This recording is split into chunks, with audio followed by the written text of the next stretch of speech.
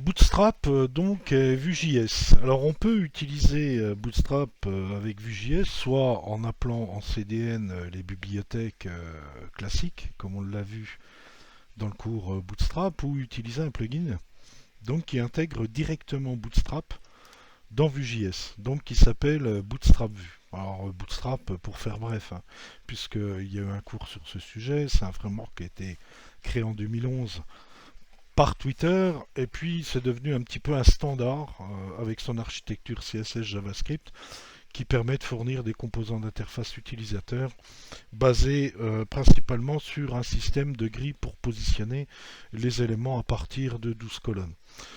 Chacune des grilles, cette grille permet d'avoir une décomposition en cellules pour positionner les différents éléments. Donc le système de grille comporte 12 colonnes, une ligne est appelée une row avec la classe row. Donc avec Bootstrap Vue, on va utiliser directement des directives sous forme de balises.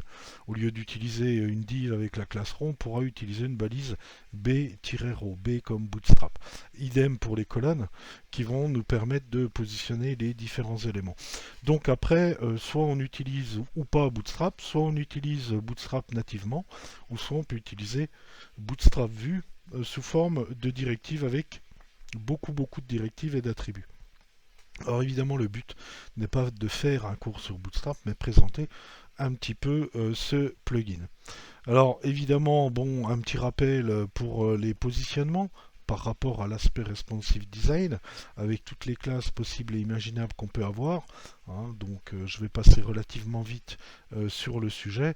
Et puis évidemment tous les composants qui sont mis à disposition, qui sont prédéfinis avec des couleurs de base, qu'on va retrouver soit dans Bootstrap, soit dans Bootstrap Vue.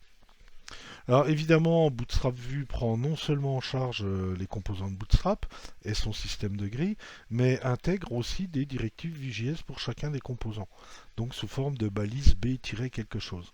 Ce qui va permettre de mettre à disposition un ensemble de mise en page de type responsive design, et puis les composants donc, qui sont prêts à l'emploi qu'on a vu sur le cours Bootstrap. Alors Bootstrap Vue peut être installé avec npm à l'aide de la commande npm i comme install et Bootstrap Vue, alors save-dev pour dire qu'on l'installe localement au projet sur lequel on est positionné. Et puis vous pouvez retrouver évidemment la documentation à cette adresse-là. Alors l'utilisation de Bootstrap n'est évidemment pas une obligation. À la suite, vous verrez que je l'utilise par habitude.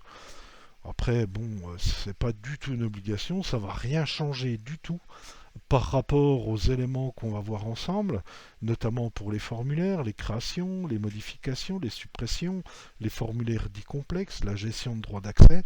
Évidemment, ça ne changera rien du tout. Après, à vous de voir, évidemment, si vous voulez l'utiliser. Alors, on va créer un projet 03 en installant tout simplement Bootstrap Vue en utilisant la commande npm install-save-dev Bootstrap Vue pour qu'il aille placer tous les composants dont on a besoin pour ce plugin ou package à l'intérieur du répertoire node module qui nous permettra d'appeler directement les balises de ce plugin.